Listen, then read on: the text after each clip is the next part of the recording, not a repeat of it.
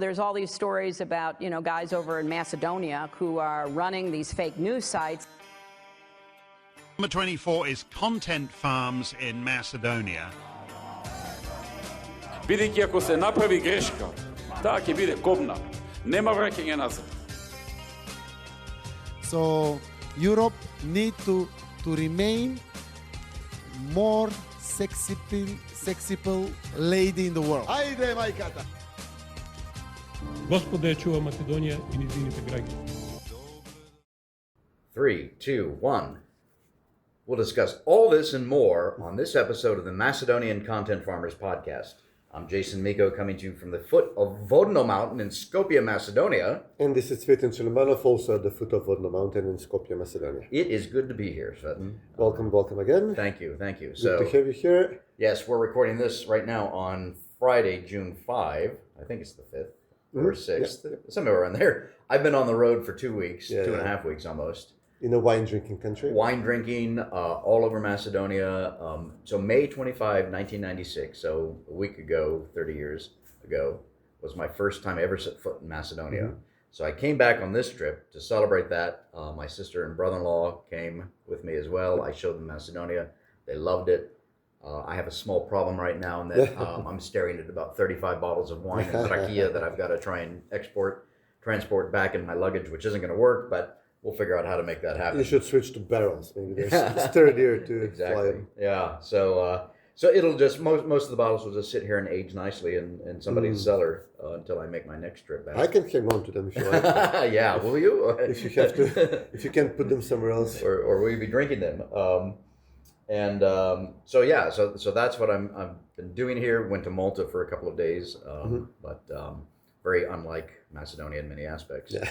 But it's just been good to be here, see friends as much as possible, catch up. Unlike my other trips where I'm here focused day by day with people. Since I had my sister and brother-in-law, we were traveling all over Macedonia, wine region, Bitola region, hiking Pelister, Ohrid, of course, Skopje, of course. But there's just so much more to see that, and so much that Macedonia can offer. And I know I've said this many, many times on this podcast, and I've written it. Macedonians, go out and see your own country. You don't have to go to Greece all the time. Yeah. I know you're obsessed with sun, sand, and sea, but Macedonia has so much to offer. The Prime Minister said this recently, and he got into trouble for it, because we have this new rule at the borders, and it's everybody has to get out of the bus or the car, and they take your fingerprints. Seriously? Yeah, Bulgaria and Greece, because they're in the Schengen for some reason. Okay, now they're continuous. Before, Greece was in the Schengen, like a separate island in Schengen. And, I went to more organized EU countries since this was put in place, and it works fine, it works quickly. But the Greeks, you know them. So it takes a while, and we have long traffic delays anyway at Gevgelia over the summer, and this is going to double them. So now the Greeks are panicking how to overcome this EU rule, but the Prime Minister said, hey guys, like you said, let's take a trip to Macedonia this year, you don't have to go abroad, and everybody was piling in on him. No, you have to go, you have to get my dose of vitamin D. Sun, sand, and sea. Well, you can actually take that in a pill, by the way. It's a supplement. Oh yeah, from COVID, my stash. Now, on that issue, real quick, before we talk about other things, so each time you go into Greece, you have to get out and get a fingerprint? Yeah, originally it was supposed to be just the first time, and I actually drove to Toyran, I think, something. Okay, let's get this over with. Right. They still didn't have the equipment in place when I went there. Okay, fine. Because I was traveling somewhere else, so didn't want to have delays at the proper location. Yeah. But then they said, oh no, even if you had done this, even if the Greeks were functioning and took your picture and fingerprints, they're going to have to do it all over again every time. Well, actually, yeah. When I flew into Malta, I had to do my fingerprints. When I flew out of Malta, I had to do my fingerprints.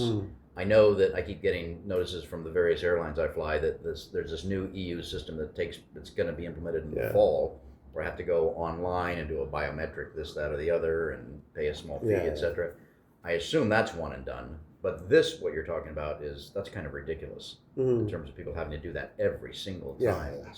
And Hungary, driving into Hungary, they had us even go through a metal detector. Like, Seriously?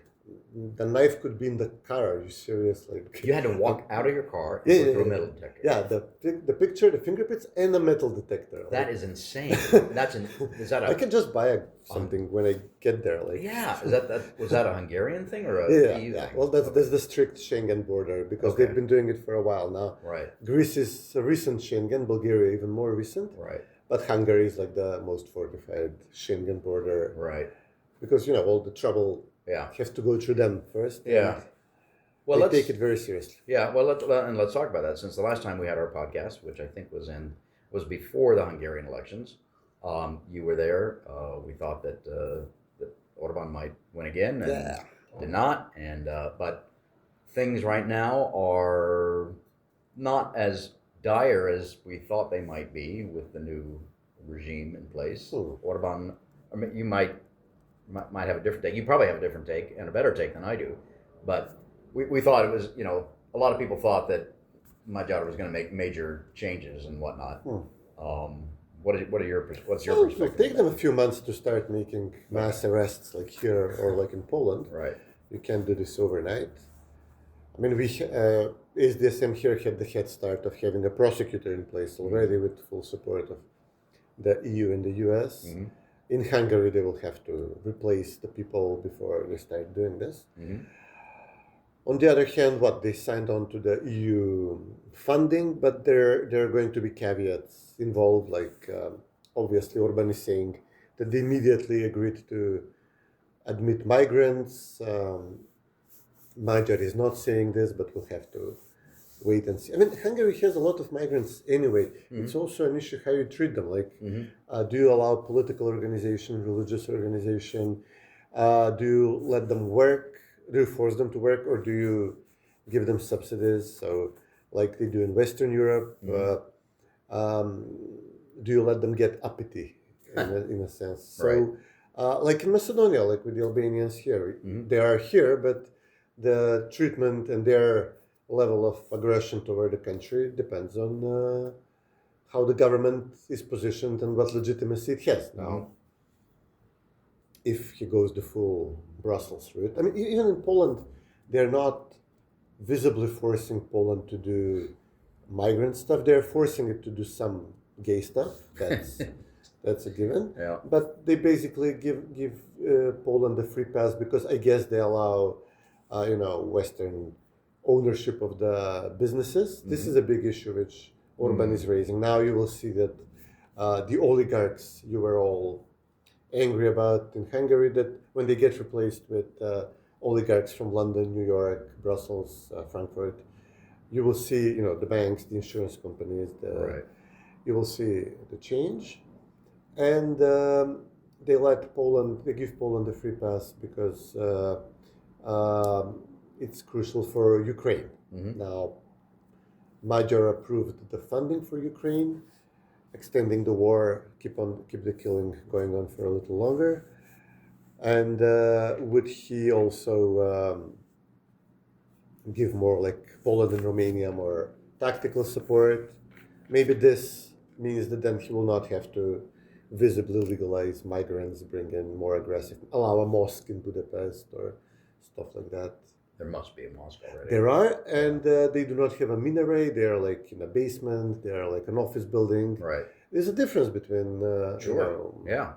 Well, that and even if they have a minaret, the call to prayer amplified using electronic, which is happening in Dearborn, Michigan, and New York City, and places like that. And Americans are getting a taste of what it means to be overtaken and as our good friend Kristalisa would say, sonically cleansed. So driven out of their own neighborhoods and homes through the call to prayer. So, all right. Well, we'll I guess we'll come back and visit that as Mizar, because he's literally only been in office less than a month, I think. He's already trying to replace the president of the country, which is a bum move.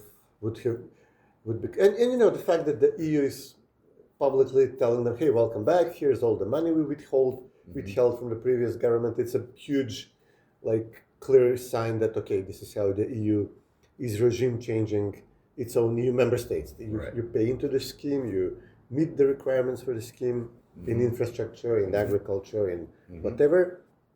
For Hungary, it was COVID funding even. They actually withheld COVID restructure funding, like saving the economy after COVID, on bogus made-up rule of law issues and gay stuff and migrant stuff issues. And now, as soon as their pet is in the government, running the government, oh, okay, here's the money. Right. Like right now, in Macedonia, like we had the colored revolution, even more brutal form, like using a special prosecutor to arrest the government they don't like and then install a government they like. And even now, the president is acknowledging this situation when Pendarovski, the former president, at this meeting which leaked when some Albanian staffer published the information, when they signed on to the Bulgarian agreement, to the French proposal that we amend the constitution, but they needed to implicate VMRO into the whole thing, so SDSM are not the only traitors, so this way VMRO gets the label traitors, were just as bad, drag VMRO down. So they were discussing how do we do we arrest them again? Well, then this will only make them more heroic. For the second time, doing the same trick. So they had this idea that they were discussing that we dangle before Gruevski the promise of a parole, pardon. And, we're trying to arrest him for so long, now we'll dangle this carrot before him. But on the condition that he comes back and starts, infiltrating VMRO, taking branches away from Mickovsky, splitting the party. To his credit, Gruevski refused. But, Pendarovski is explaining, discussing this, like, very calmly in his style, like he is actually chattering a lot about stuff he shouldn't be. But then he says, and yes, of course, the ambassador of the US and the EU ambassador were present while we were plotting how to divide the opposition party and bring back the former prime minister who we were unjustly prosecuting, but now we will waive all this and bring him back. So he's on tape saying this? Yeah. It was publicly known that they were present. In the leak, it was known. Right. But now even the president is confirming that this is the level of management of democracy by the EU and the US regime at the time, the Biden regime. Right. As a side note, on our wine tastings at one of the wineries, we were having lunch. The table next to us was the Chargé, Nicole. Right. I forgot her last name already, but I thought it was I thought it was kind of funny that I completely have forgotten, who she was. As it should be an appropriate. As it should, exactly. And I know we've talked about this before. Is that nobody really knows her name? That nobody knows the ambassador name because there's no ambassador, which is a good thing.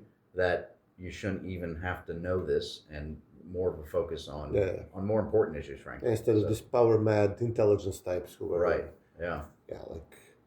the levels of infiltration of her. I mean, imagine if the Russian ambassador was meeting the president, discussing, okay, we arrest these guys. No, okay, we arrested them now. We drop the charges, and then we bring him back. But then this will split the party, which will affect your national identity, so and so, and we'll recognize what? Okay, maybe not 200,000 Bulgarians in the country, but we'll cap it at 70,000. But this will mean this many ministers. And this is what your public education books will say about your history, okay. Yeah, exactly. Right. Yeah. Thanks. No. It's should we even bother voting? Should we just let California the election system here?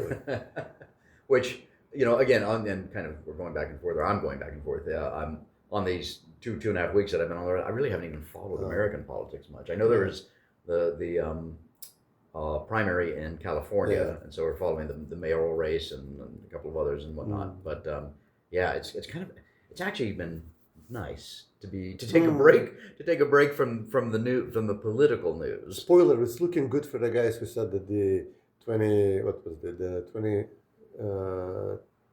which elections were rigged against Trump to have Biden elected. 2020. 2020, yeah. It's looking good for the guys who say that the elections was rigged. Right, yeah. So, I mean, but again, I'm not even following all of this stuff. I listen to podcasts. I haven't had time. I don't even have time to write because I try and keep a running log of each day on my trips and who I see and what I do and thoughts in general. having a hard time catching up with that. I'm going to have to do it on the planes. Make it easier for the CIA and the MI6 to get all the notes. Exactly, right, exactly. Don't have to put our conversations through Grok and do a summary for them. I mean, remember the time, again, and now I'm jumping around again, but going back 30 years when I first got here, I can remember it quite well. People, I mean, phones actually had batteries in them that you could take out. Now you can't. And if we'd sit down at the cafe, take the phone apart, take the battery out so nobody can listen in. And I still don't even know if that was true or not. I just I keep a couple of awful podcasts on my Spotify, and then I just play them, so hopefully it dilutes the sound. Like they have to listen to awful political takes or even something relationship stuff. I think I have something like something really awful and boring, and nobody should be listening to for their benefit. All right. So what is so? Let's go on to Macedonian politics, the current situation. You said we were talking before we started recording about some of the EU happenings that just started today or so. Yeah, well, I mean, this is the only problem that the government is kind of having. Like everything else is on the level of competence of management, of infrastructure funding, on keeping a firm line on Macedonian national identity issues, which everybody was obviously super angry about. The government is holding firm on everything, or by far more competent than SDSM on the big issue of handling the Albanians and their over expansion under Zaev and SDSM,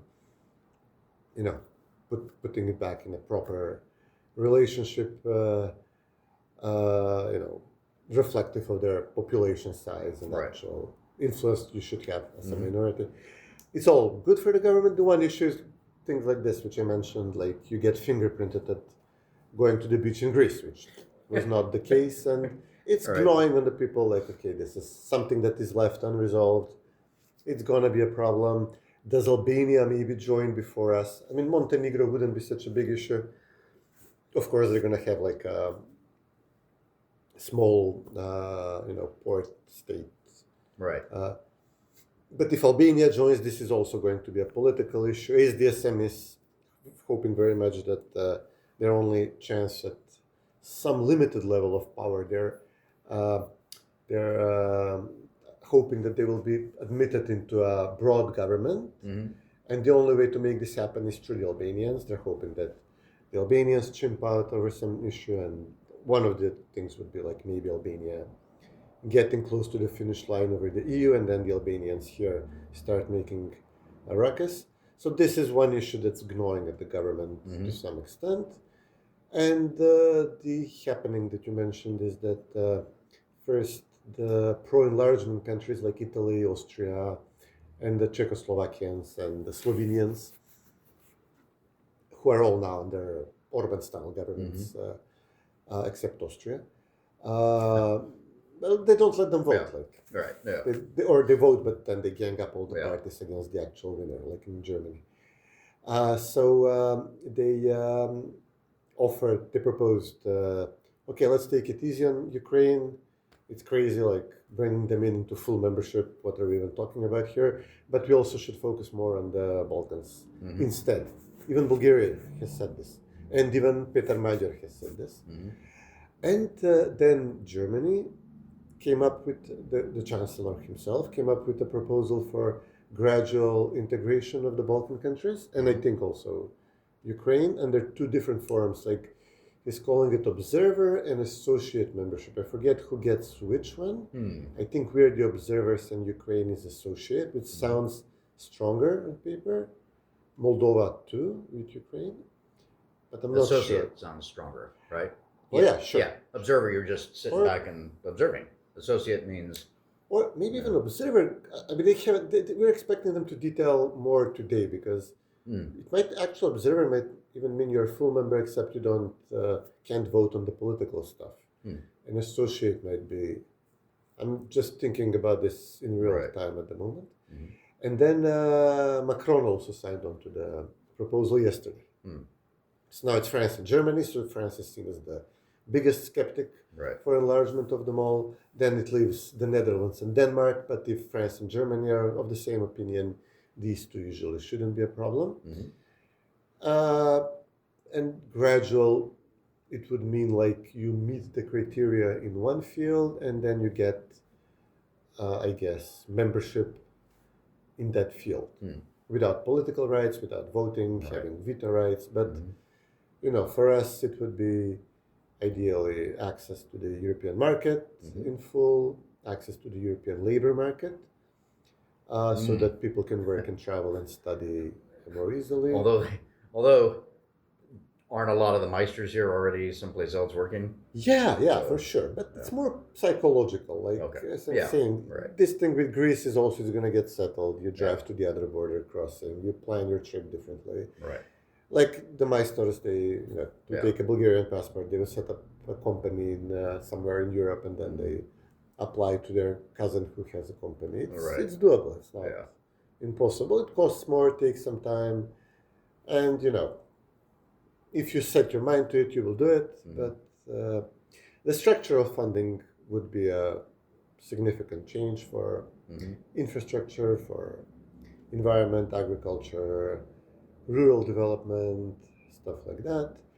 They're talking now that they would give us very quickly, like in a reasonable time frame, roaming, which is like one thing that the EU loves to talk about. Hey, we abolished roaming charges, which is an issue. It cost me like 10 euros to buy a data package to go to anywhere for like 5 days trip or something. Well, that's not bad. Just to put that in perspective, U.S. carriers, when you come abroad, like my brother-in-law bought a package with his Verizon or T-Mobile or whoever he's with, and it's like $10 a day.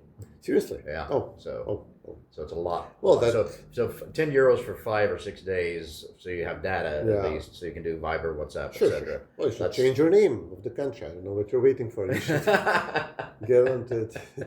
Who's blocking? Right.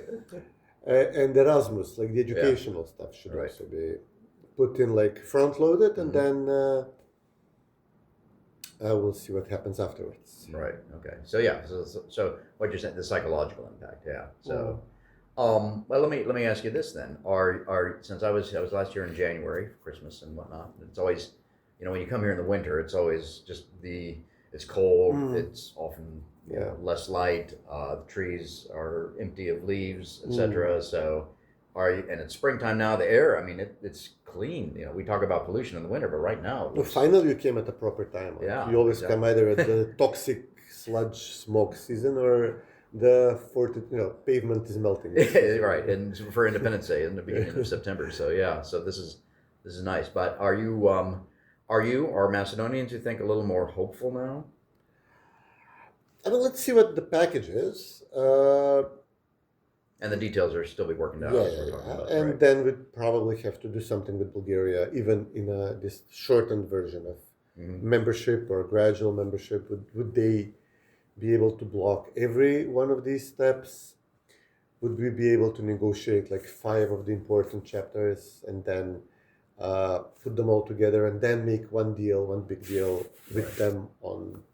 Because if it's like the fisheries chapter. Okay, well, yes, for the fisheries chapter, you have to rewrite this part of your history books. It's not going to work. Like the government is just going to say no.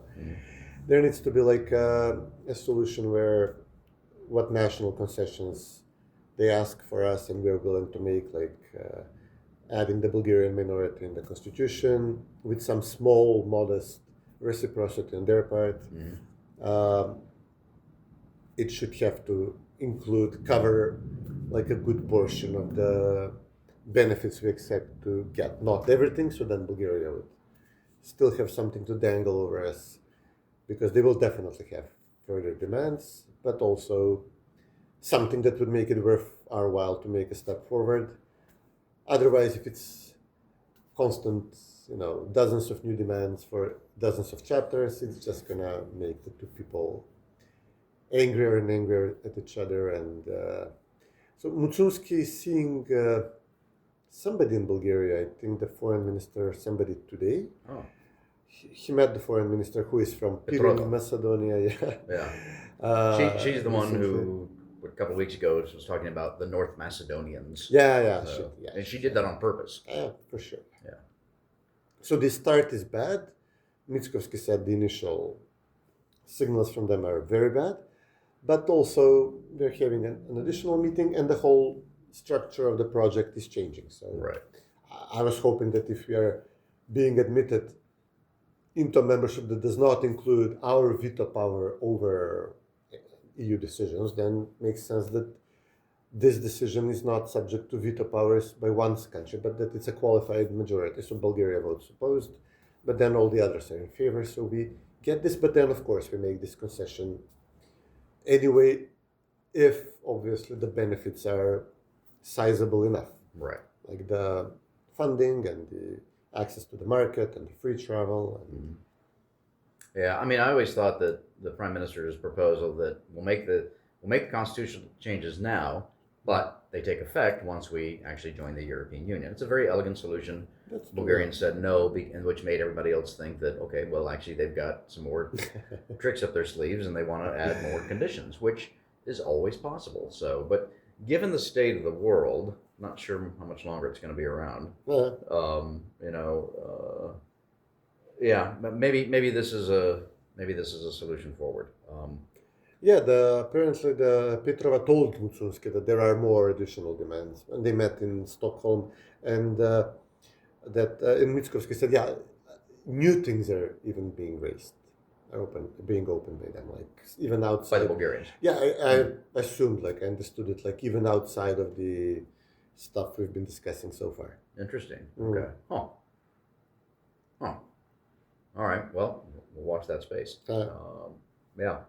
But these DSM are very funny. They're going crazy. They're so the closer. I mean, we've been having these announcements for a year now after writings in German media close to the government, the joint letter by Albania and Serbia, basically, the two biggest, most important countries in the Western Balkans. One of them allegedly, like the second front runner, giving up on the veto right, on the full political rights of EU membership. Like, so if they're giving up on this, obviously somebody told them, guys, you're not going to get them. Right. Let's better negotiate it down right now while you still can. But we're now actually getting to some very heated up exchange of ideas about like a light version of EU membership, which with lighter conditions for obtaining it. And SDSM is like panically coming out every day and insisting, look, we told you this is going to be a problem. It's never going to get resolved. We'll never get anything. We have to make the deal with Bulgaria now, immediately. Like, okay, guys, but they're obviously making new plans. Can we wait for a few months, hear them out? Like, right. Let's see if something pans out of it's France and Germany. Like, it's not anybody. Almost as if they know something is coming, something that could be favorable to VMRO, and which will make them look like exceptionally bad, making all the concessions, getting nothing in exchange. Like, they're desperate for the government to make the same mistake they did, make the concessions, do not deliver, get additional problems like they did. They solved, making quotation marks, the problem with Greece, and then made a much bigger one with Bulgaria. So it's like their only chance at political relevancy that Mitskovsky also does a Zaev. Philip is even saying, let's do this together, we'll share the blame. Like, the hell you will, like, no chance. Now, but Filipce's having internal problems in his own party, isn't he? He's got all kinds of attacks coming at him.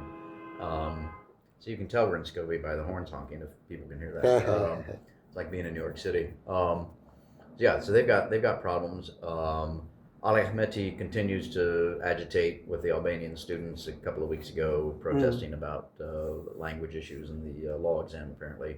So they're still around. Artan Gruby's still in house arrest, I believe. House arrest, we're expecting to see if he will sing, if he will start pointing names, if that was the purpose of the house arrest. Right. Because it will look bad if he doesn't deliver. Right. It looks like, even though the prosecution at the time was not held by VMRO, or even now it's questionable. Yeah. One big case about the major oil scandal, which was directly striking at Ahmeti, was derailed by a prosecutor appointed personally by Ahmeti, person who comes from his own village. This is $160+ million deal. It's a huge scandal. So Mickovsky, it's questionable to what extent he still controls the prosecution, even though the chief prosecutor was replaced. But it reflects badly on him that Artan was released in house arrest, even though he can't, technically do anything about it. But yeah, it would look much better for decency and justice and everything if Artan starts talking about Ali Ahmed. Well, yeah. One day they will face justice, one way or the other, in this life or the next. And we're waiting for that day. What else? We got? So school is ending next week. People are going to start going on vacations. Yep. Hopefully they'll be on, as we started with the podcast, hopefully they'll be on some small vacations, at least in and around Macedonia. Yep. The dog days of summer, things slow down everywhere, especially July and August. What are we up to? I don't know. It's beach season, summer season. And, yes. Things calm down a little bit. Tourist season for some reason. The city is full of tourists. You noticed? I noticed when we were in Ohrid, lots, tons of tourists, the buses and everywhere else. Not so much around Skopje, but I just haven't had a lot of time to walk around the center, so I'm sure they're here. It's good. Although this is an issue that a lot of countries face, I think Barcelona especially, the citizens of Barcelona are actually. Somebody was telling me that Barcelona City Council or whoever has passed a rule saying that from like 2027 on, no more Airbnb or VRBOs. Which, this is the thing I like about seeing countries and cities do this. Let's see how it happens. Let's see what happens. Let's see how it operates. It's not I don't think it's the right answer to just stop allowing that to come in, because tourism. It brings in tax dollars. It employs people. It's hard when you're fighting against these buses and the crowds and the plucky little guy holding the umbrella, follow me type thing and whatnot. But what are you going to do? How do you solve this? What's the balance, etc.? And every country that people want to visit, and I'm glad people want to visit Macedonia. This is great. I guess it's the fact of we're subsidizing heavily the airlines, so that we can travel. Right. But the unintended side effect is that somebody actually comes here. But what you want, because I did this for years. One of the things that got me involved in the region, in the Balkans, was one of our clients was the Croatian National Tourist Board. Back when I was with Ruder Finn in Washington D.C. And this is during the war in Croatia. And they had the foresight. We were recruiting American journalists coming to Croatia, doing a dog and pony show, showing them the best, and then they go back and write about it or do it on TV. This is pre-internet. Buy an apartment in Dubrovnik while it's cheap. Exactly, right. And frankly, it's just light on fire. Should have done that. Should have done that. I would be retired now. So now they have 5 Michelin star restaurants. Oh my gosh, it's just incredible. Including one. They have one that's it's called Taj Mahal. And I assume this is obviously an Indian place. Very interesting. A Michelin star Indian restaurant. It's Bosnian. Oh my goodness. Mahal in the sense of Mahal or Mahala. Oh, okay. Right. Okay, they're serving Ivar and kebabs. At outrageous prices. Sure. Oh, that is funny. So deconstructed Bashchar kebab. Yeah. Well, but that's one way to do it is to, you want to attract tourists that are well-heeled, that have money to spend, time to spend, etc. Like, going back to one of my favorite subjects, wine in Macedonia. And my friend Jadranka from Wineberry just hosted a group of 14 Americans from Ohio on a 10-day wine tour throughout Macedonia, including one lady who was in a wheelchair. And they had fantastic Just one committed time. Wine taster. Yeah, they had a fantastic time. But, I don't know what she charged, but it wasn't cheap, to do that, But those are the kinds of folks you want to attract, I think. Sure. You're going to get with the Wizz Air. I flew on Wizz Air to Malta. The first time I've ever flown a what do they call it? The not cheap airline, but the budget airline in ages, and I was impressed. Actually, I was when we left Malta. Within a minute and a half of the flight attendant saying boarding is complete, which are the three greatest words in the English language, by the way. The cockpit door was closed, the door to the planes was closed, and the stairs were being moved away, and it was just kind of boom. That's awesome that you deigned us the great unwashed with your presence on the Wizz Air flight. I'm so used to flying, my status on United or Lufthansa or Austrian. But, hey, it got me where I wanted to go quickly and relatively inexpensively, because I bought all the add-ons, so priority boarding and all that other stuff. Of course. You have to buy the add-ons. That's kind of what I want. My brother-in-law was joking. My sister was asking him, what add-ons have we got? And he said, I think I accidentally purchased the plane. Yeah, if you click long enough, I guess I'm sure you will. Yeah. But, so good. Good to see tourists here, not just in Skopje, but in Ohrid and around, and more and more places are being developed. The wineries are turning their spaces to accommodate not just weddings and birthdays, but we call them teams meetings, not teams the platform, but groups that get together and that's happening. And it's a lot from abroad. Companies here are doing this as well. It's very strange. Well, I mean, my sister and brother-in-law they started this whole epic adventure in Helsinki. Right. They went to Tallinn for a day, Estonia, and I've got a lot of friends there, as we've talked about. And they're in intelligence, right? No. Okay. No. It's one of my buddies is the rector of the Estonian Business School, which is the largest English language business school in the Baltics.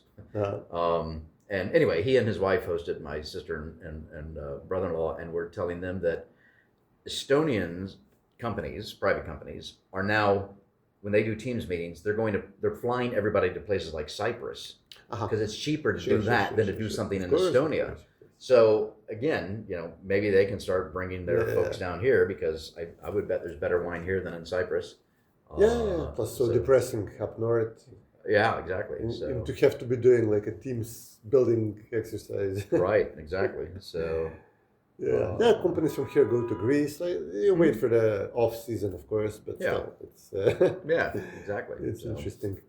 Well, again, they're adopting global trends. That's happening. I mean, it's, again, going to go back to my 30 years here. I'm thinking, I was with a friend of mine last night he's in his early or mid 30s, and I said, how many countries have you been to? He said 54. I've only been to 51, and that kind of made me mad. But my godson has spent time in Poland. I've never been to Poland. I mean, the opportunities available for Macedonians just keep expanding. And Plus you get a huge head start being here, just circling the plane. During takeoff, you cover like 4 or 5 countries. Yes, exactly. So, but things. Again, I want to maintain a hopeful attitude, which is better than an optimistic attitude. This is something that Arthur Brooks writes about. Optimism versus hope. Hope requires agency. You have to do something. So optimism is, well, maybe things will be good, maybe they won't be, but I'm not going to do anything about it. Hope says, yes, I'm hopeful about Macedonia, and I'm proactively doing things. I mean, whether it's this podcast or the writings or the wine projects that we got going or potential films, things like that. So everybody has a role to play in that. Everybody can do something to improve the situation for their family, for their neighbors, for their city, for the country of Macedonia, etc. And I hope that folks take some time out this summer to go to places in Macedonia they've never been, show their children something about Macedonia they've never seen, talk to their kids about the history and the history and the hope of Macedonia, and whatever approved version is available. Well, there is something. They found some stone in Stobi, I think. Which apparently has Albanian, Albano, something written on it. So now that's a huge deal. Now we're shifting the border to the southeast of the Albanian domains. All the Albanians are super excited about this, while telling us to stop obsessing about history and advancing the country to the EU. And while selling, auditioning to have the next Epstein Island to be the host of the next Epstein Island. So, Well, that's funny. They have Hunter Biden rebuking them for being too degenerate Yeah. and allowing, the Epstein elite to come to. Right. It's great. It's All right. Well, about this time, if I was back in Arizona, about this time, well, we wouldn't be doing it now because I'd be so sick, but I'd be saying it's about time for me to go to work. Or church. Or church, right. Yeah. We have a church right here. Yeah, well, there's lots of churches. Yeah, we went into a lot of churches on our nice, trip, nice, which nice. is good. And including in Malta as well, Catholic country. Uh-huh. Yeah, this has been a very good trip. It's been an unusual trip for me. I'm glad my sister and brother-in-law got to see it and understand a little bit more why I love Macedonia and my hope for Macedonia. And yeah, Awesome. all good. So let's catch up back when I'm stateside again, and as before we dip too deeply into the doldrums of summer. And plan for the next 30 years. Exactly. Yeah, if I can make that, we'll see. No, we'll be uploaded to the Neuralink. Oh no, I soon don't want enough. that. I don't want We'll that. make it, we'll make it. No. So We'll be doing this podcast for centuries to come. I think we just caught the cutoff line to be put into the great the singularity computer or in the whatever sky. it is. Yeah. No. All right. That was good. Yep. We'll catch up again soon. Always great seeing you, man. You too. Take care, buddy.